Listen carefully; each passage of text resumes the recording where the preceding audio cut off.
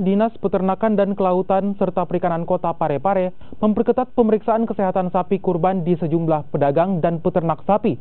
Ini dilakukan setelah muncul dugaan peredaran sapi antraks dari luar daerah yang masuk ke Kota Parepare.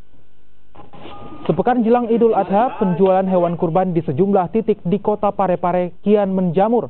Dugaan adanya sapi yang terkena virus antraks yang ikut dijual membuat Dinas Peternakan Kota Parepare memperketat pemeriksaan kesehatan seluruh hewan kurban yang dijual.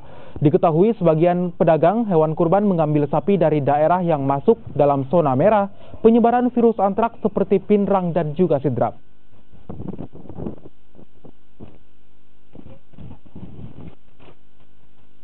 Disinyalir ada beberapa kasus di daerah kabupaten lain seperti kasus antraks, ya, seperti kasus antraks. Kita ketahui bahwa antraks ini tidak boleh dipotong, Jadi wajib hukumnya untuk sapi-sapi korban harus dilakukan pemeriksaan untuk memastikan bahwa sapi-sapi tersebut bebas antraks.